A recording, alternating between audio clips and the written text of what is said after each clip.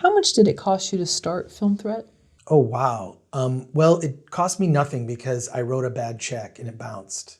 Oh, okay. This is when we would write checks for things. So to start Film Threat, I mean, I guess the real investment was I bought a book about how to publish a magazine because based on my college education, I kind of felt like, well, I'm paying them all this money to buy really expensive versions of books and then regurgitate the contents of those books in the form of essays or questionnaires, when I can just buy the books and read those books recreationally because being filled with the knowledge was the thing that was important to me, not proving to a professor that I had read the book.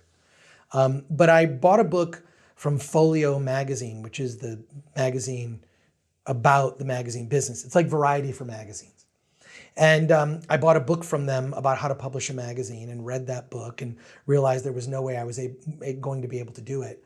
But the first issue was 6 pages and I had put it together. I had like the logo, which I had created, and sort of a fanzine.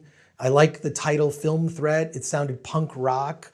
And I was a big fan of, like old school fanzines. They were mostly about music and skateboarding. And while I loved music, could not skateboard, I loved movies. I wanted to do a fanzine about movies. Film Threat just seemed to fit with all of those. So I met a guy named Andre Seawood at my school at Wayne State University, and he had written some very thoughtful essays, very complex about politics and film, most of which I didn't understand. But I thought, well, look, here's a platform. I'll do jokes and come up with sort of comedic things and movie parody posters and whatnot. I'll write some reviews myself and you can put your essays in this. And we put out this magazine. We put out the first issue, which was 6 pages. And I wrote a check. I believe the check was for like maybe $50 and it bounced. There were only 500 copies of the first issue of Film Threat that were published. But sorry to interrupt, but who did you write the check to? Kinko's. So I wrote the check to Kinko's and it bounced, and there were charges from the bank. Anyways, eventually I then paid that off, and then I did come up with a way by selling advertising to be able to pay for the magazine. It wasn't expensive at that level. Andre and I parted ways later, and I wanted to really get the magazine up to a much higher, not like a 12-page thing. I wanted to do something more substantial. So I went into a printer and I said, I learned about this thing called credit. And I went into a printer in Detroit and I said, could you print this movie on credit, print this magazine on credit? And I had walked in with a business suit that I bought from like Value Village was the name of the place, which is sort of a Salvation Army. And I bought it at Value Village for $5. And I walked in with this suit. I looked really professional, even though I had a very boyish looking face at the time. And I just said, will you print it on credit? And they said, yes. And I did the same scam to another printer and then another printer, to the point where then like the sheriff's department was like, look, you have to pay these printers money. I had them coming after me. Oh. At the time, I'd amassed a huge record collection and sold it all to be able to pay the printers off. So I basically just sold like all the stuff that I had just to be able to keep the creditors off my back. And then that actually got the attention of an investor who thought that Film Threat, like, oh, there's this crazy story of this kid who is like defrauding like printers in Detroit to print a magazine. And so he decided to invest in it. And then, so there are various stages of Film Threat. There's the zine stage, getting it printed at like, off of a copy machine. Then the more formal magazine stage. And then the stage where, I sold the magazine and eventually sold it to Larry Flynt. And there's a whole story there where I licensed it to him for $1, which I never got. But he didn't pay me anything for the magazine. What I ended up getting was I got free advertising in the magazine, and I got a budget to work with, actually. So I sort of split Film Threat into 2 magazines, one being Film Threat Magazine, which was published by LFP, Larry Flynt Publications. And the second magazine was called Film Threat Video Guide, which we had a rule that any movie that was made for under, say, $100,000, really low budget or underground films, we put those in Film Threat Video Guide. And then Film Threat Magazine did the bigger budget indie movies, right? The ones that were made for about $1 million or so. This was in the 90s, and so we had sort of clear delineations, and then we would do a section in Film Threat called Underground, where we would cover the magazines or highlights of the movies that were covered in Film Threat Video Guide. So they were like these sister publications. And that led to creating a distribution label where we put out people like Todd Phillips, his first documentary called Hated, about Gigi Allen and the murder junkies. So we put out Todd Phillips' first documentary film on VHS in the 90s. And that sort of kicked off our company. We put out about 30 different films on VHS, and Film Threat Video Guide basically championed those movies. And the reason that company started is because filmmakers would come to us and they would say, we'd love to advertise our movie that we're releasing on VHS ourselves in Film Threat Video Guide. We'd say, okay, well, advertising costs this much a page. And they'd say, well, we don't have the money. So we figured out a way like, well, how about this? We're not going to get the rights to your movies. We're just going to give you free advertising. We'll do fulfillment for you, and then we'll pay you a larger percentage of what the money we take in, right? So we did VHS duplication, and we were basically we never owned the movies per se. It was like a license deal, and then we would sell these filmmakers' movies on VHS at the time. And built up like Jörg Butgeretz's film Necromantic. We put out his second film, Der Todesking. And he was a German filmmaker that helped him get distribution in other countries.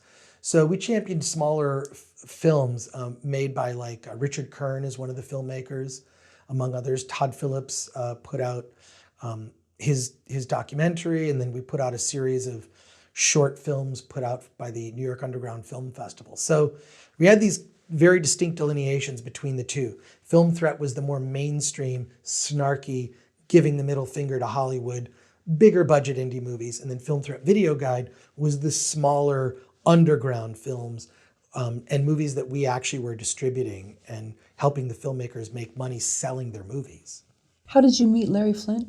How I met Larry Flynt was after he noticed me. I was writing humor and comedy for Hustler magazine. They had this section in the front that was just sort of, it was like Mad Magazine, but a very, very adult version of it. And I wrote jokes for it. And he loved what I did. He thought, that I did like movie parodies.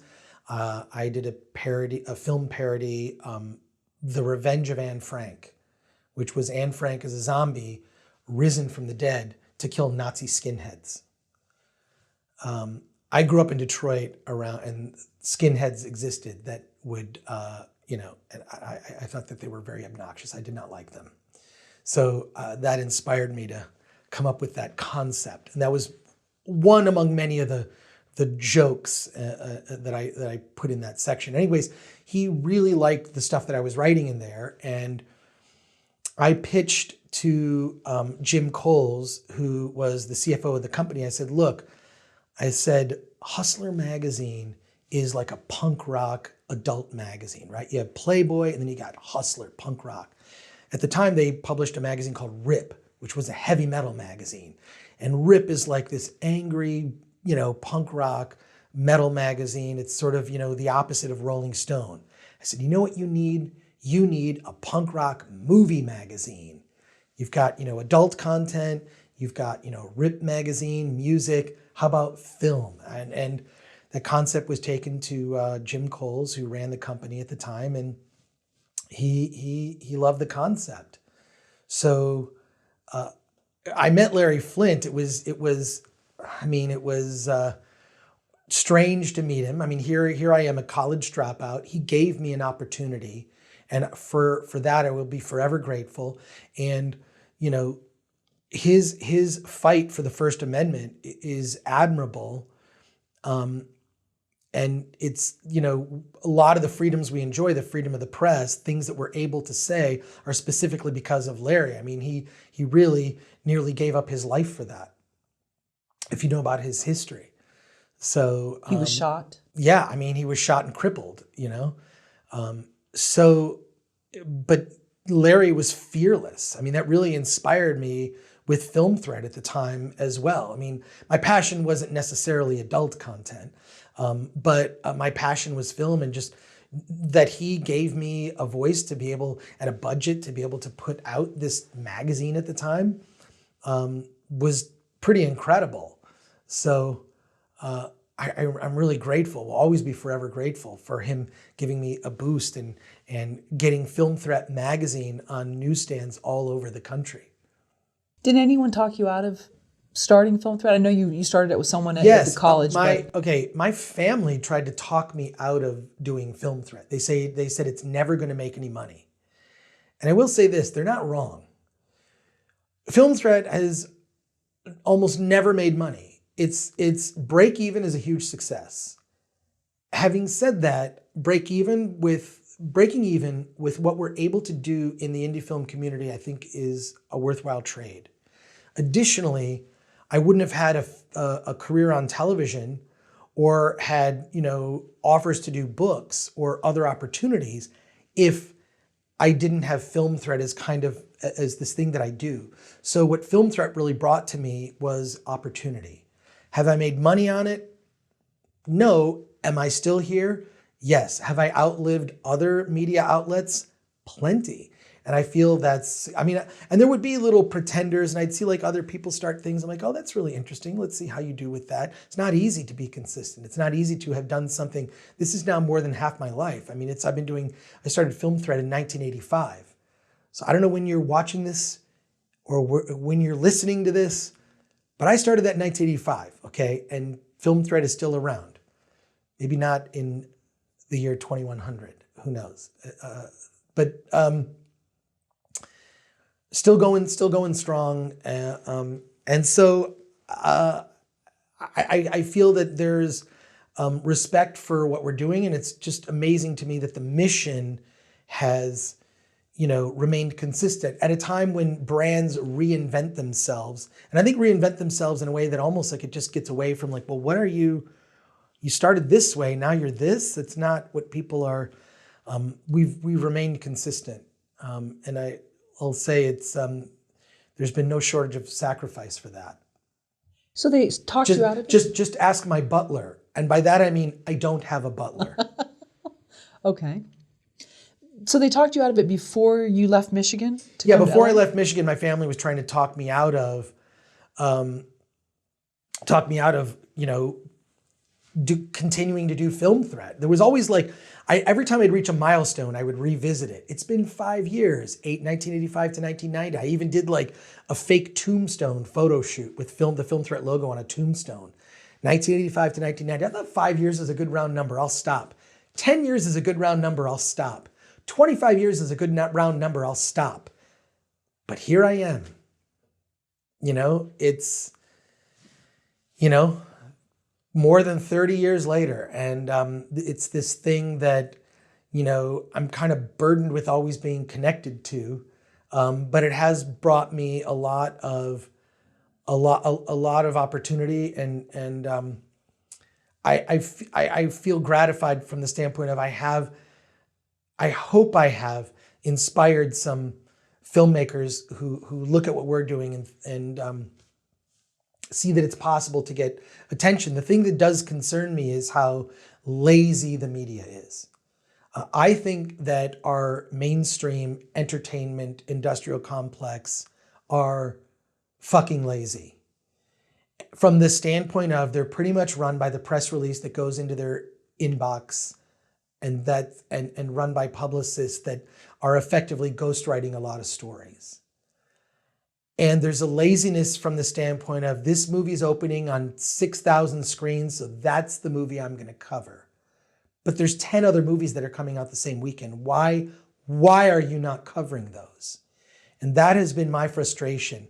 I would probably quit doing Film Threat if there was some other outlet that just paid attention. Or at least if one of the larger outlets paid attention to the small filmmakers. So we review anything. I mean, if you send your movie to Film Threat If you go and you submit it, we have a little submission system. If you send it to us, we'll review it. I would recommend that you be somewhat beyond, either you're playing at a film festival or you're about to come out in commercial release, right? And the sooner you submit it, the better. It helps us out. We get 500 or 600 movies submitted to us on a monthly basis. We try to cover about half, so we do our best. But it just disappoints me that when I meet other colleagues who cover film like I do, that we can sit there and talk forever about the latest Marvel movie, but they have no clue what other movies are coming out. You know, and I can sit there and tell you about Psycho Gorman or Clapboard Jungle or like a host of other movies that have come out, all different types of genres, To Your Last Death, an indie animated comedy horror anime. It's just like these bizarre movies that are coming out of all types, and there's a complete lack of awareness about them. And there's an elitism about them as well. And I feel, and I'm sure I said this before in one of the other interviews, you need to have a balanced media diet. It is important. It's important that you see a film made by a new up-and-coming filmmaker that is just trying, and it's like, to me, these movies are like birds with broken wings. They are not perfect. They are not perfect, and that's okay, because what I feel part of my role, part of our role at Film Threat, is to kind of take that bird and just let it fly as high as it possibly can, and to look beyond the, yes, there may not be technically perfect. There may be some rough around the edges, things, but you can see, if you can see a creative vision beyond the flaws, I live for that. I love that. I love that sense of discovery, that this is a new creative voice, that this first movie, this first short, whatever it is, not perfect, but that there's something there. And if that filmmaker can just get a little bit of encouragement to want to keep going, that means a lot. So you've been a part of Film Threat for over 30 years, but it didn't always rest in your hands. So you had Larry Flynt Publications that took over it. And then how did you get it back from that point? Well, there were a couple times. Film Threat, for me, Film Threat is like a villain in a James Cameron movie. Like you think you've killed it and it rises again. So, the first time was, in like 1990, I decided I'm just going to put Film Threat down. I'm going to go do other stuff. And then I was somehow able to finagle Larry Flynt to buy the magazine. And then I went off to go work at a video game company called Digital Pictures in Northern California. I was, tasked with making small, low-budget independent features that would also be developed into video games. A guy hired me named Tom Zito. They developed movies called Night Trap and Sewer Shark. You can look those up. They were made for like the Sega CD. This was the very first CD-ROM, what they called full motion video games.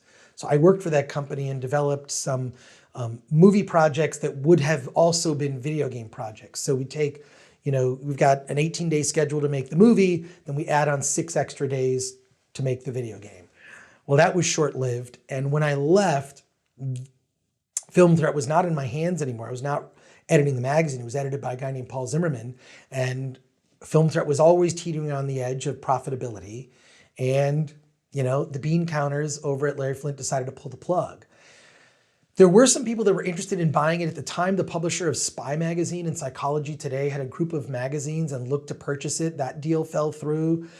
Paul Zimmerman tried to find some investors to purchase it, to continue to do it. And then when all of those deals fell through, because I had left LFP on very good terms, I talked to my old boss, Jim Coles, the CFO, and he said, look, I can give it to you, but you have to take over the subscription liability, which is about $30,000. So meaning I had to fulfill the subscriptions because that was the debt that they had owed the subscribers who had prepaid for issues of the magazine that were unfulfilled. So I relaunched Film Threat as a print magazine in 1996, and we only put out like 2 or 3 issues. About 2 issues. There was a 3rd issue that was about to go to press, and it was really depressing. It was so funny that second issue we put Courtney Love on the cover because The People versus Larry Flynt was about to come out, and I who did we interview for that? Was it the director? What's so funny is I'm having a Shatner moment where people will walk up to Shatner. Remember that episode of Star Trek? Well, people walk up to me and they say, "Remember that issue of Film Threat?" And I'm like, I kind of have a vague memory, but I have to check. I don't actually have a full collection of the magazine, by the way. I'm missing some issues of the magazine.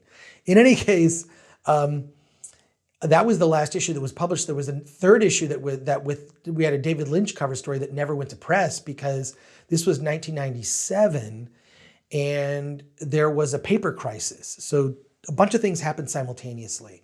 And some people have a conspiracy theory that they think that this was a way to suppress alternative media. I don't 100% believe it, but at the time, there was a paper crisis and in the late 90s, and they jacked up the prices of paper.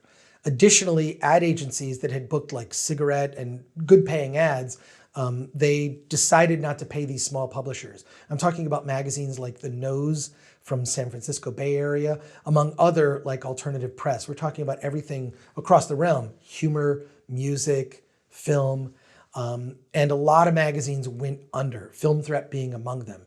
It was like this perfect storm of paper raising in prices, distributors that couldn't pay us and went out of business, one in particular in Texas called Flatland Distribution. Additionally, another, advertising agencies deciding to just like not pay their bills. I mean, it was fairly typical for an ad agency to book an ad and pay you between 6 months, 18 months later.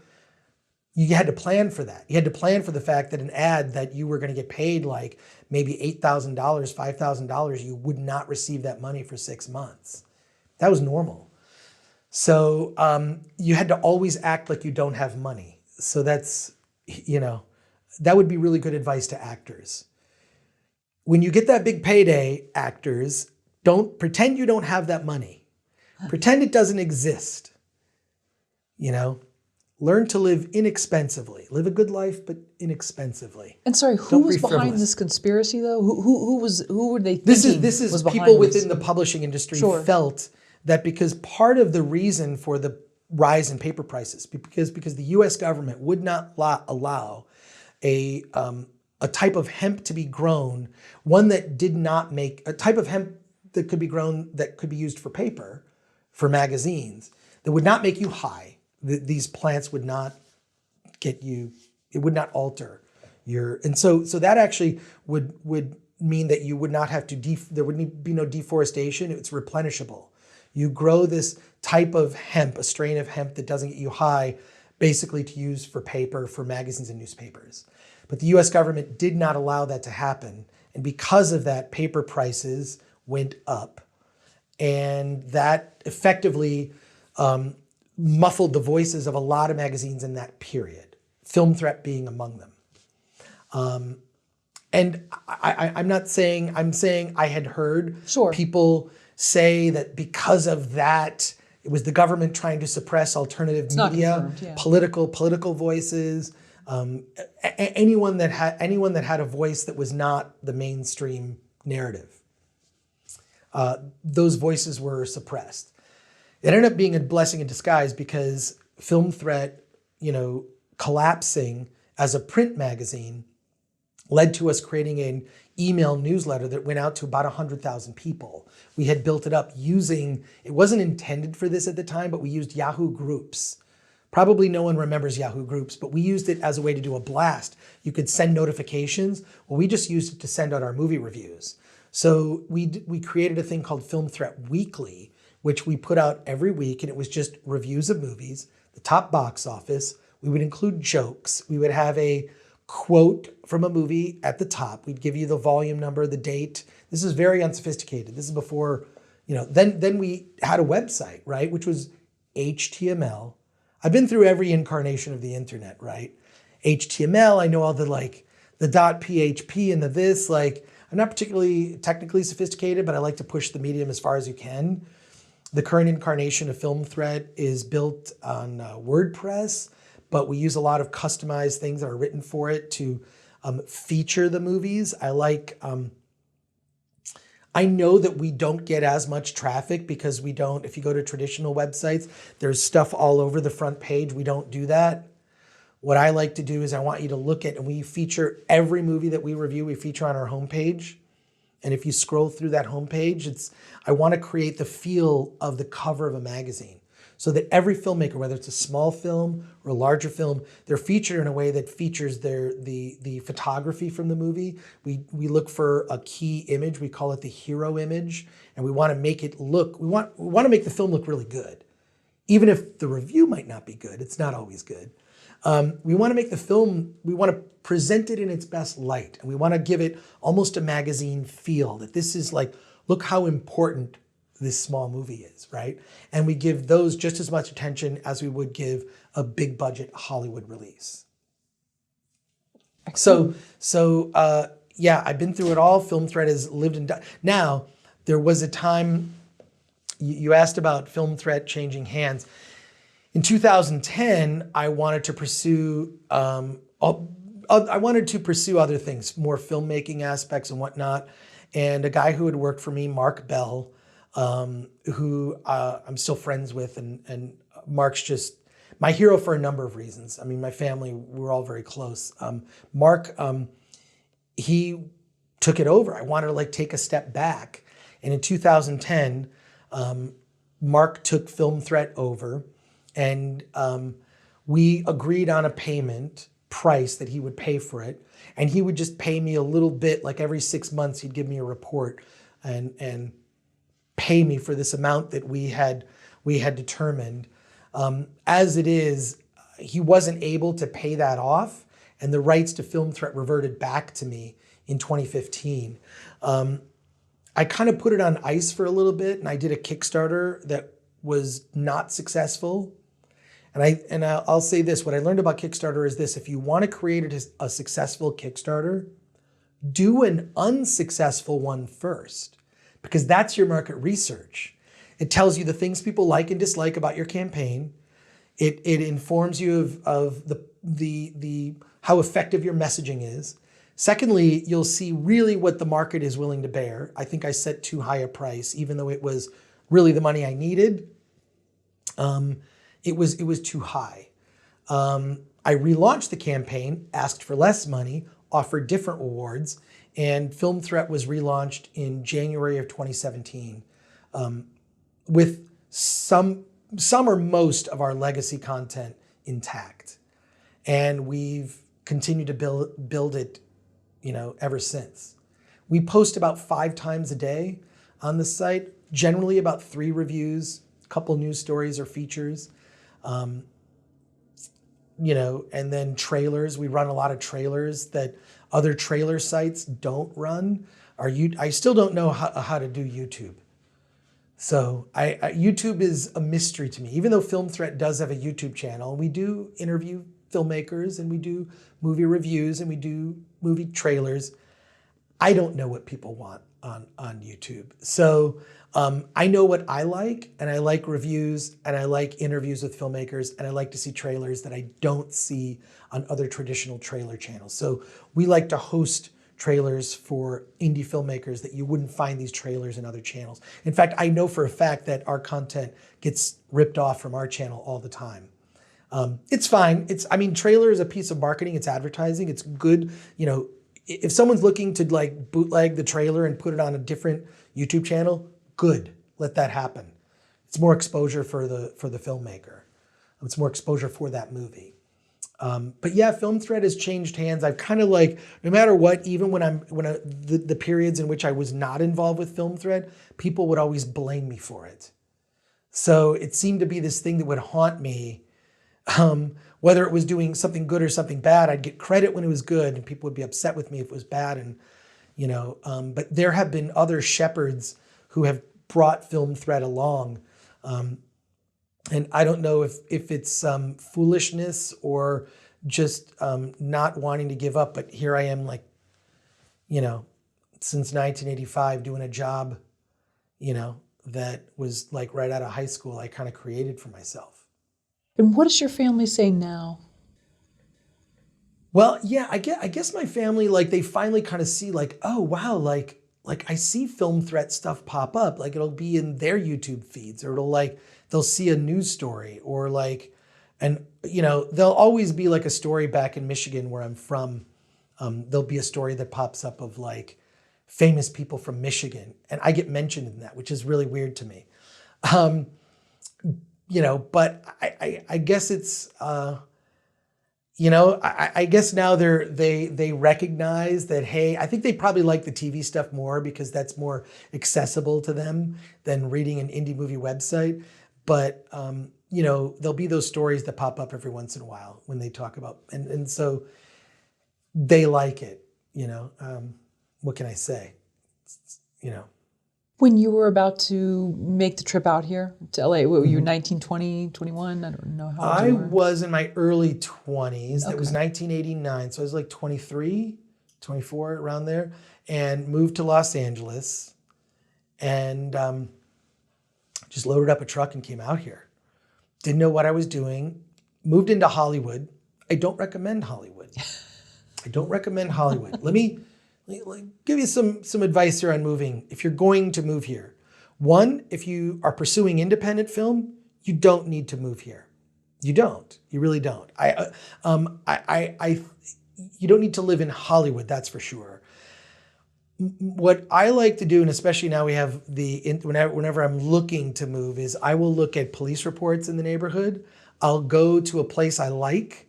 I've used an app called PadMapper, which is a great way because it's geo-based. I find a neighborhood I like first. I see houses or places in that neighborhood, and then I like to live in a walkable neighborhood. I'll just say that Hollywood, people who live here will tell you to not live there. It's crime-ridden and kind of disgusting. But I moved there when I first moved here, got out of my 6 months lease as soon as that was up. And tried out every different area. I kind of lived in Los Feliz for a bit. I lived off Melrose Avenue. I lived on the west side, closer to Santa Monica. I really liked that, even though it was like prohibitively expensive, but it was really clean air. One thing that was very interesting, after I just moved to Los Angeles and went to my doctor, and I said, I've had these sniffles. I've had like a cold that won't go away for 6 months. Because you didn't have a cold, you developed allergies. You moved from one location to here, and the environment, like, you have allergies. So I developed that after moving from a different place. But I do think it's important to really, really check out that neighborhood and be mindful of your situation. Put yourself in a situation where you're going to be able to be productive, in terms of your work output. One thing, I live in Pasadena, and Pasadena is where Castle Green is.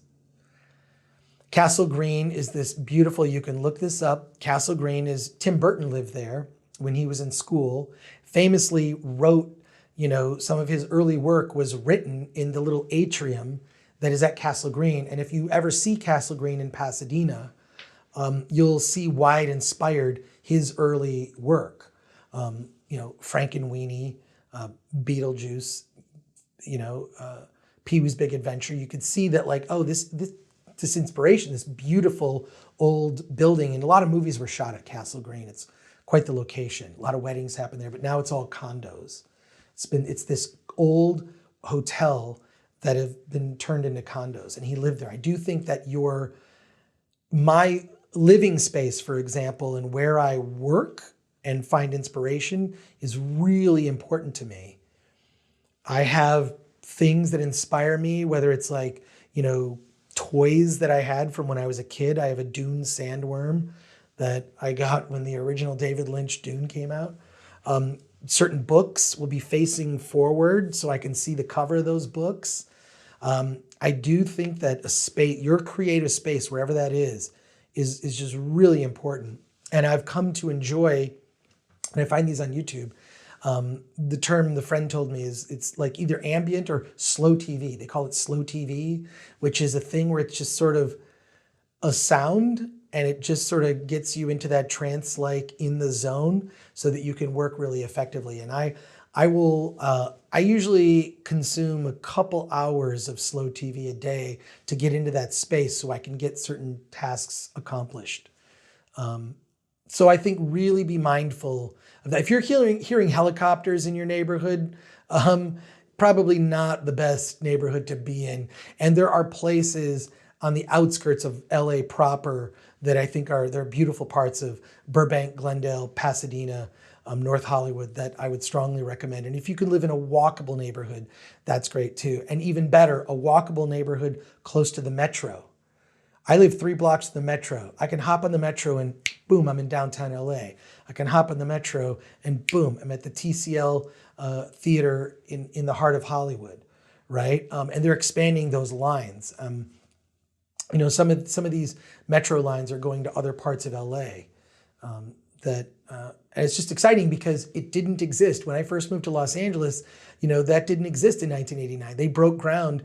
It was like, 91, 92, they broke ground on building the metro. Now it's everywhere, and I take it a lot. I like having to not have to worry about parking. I don't know, parking in LA, that's a whole other episode.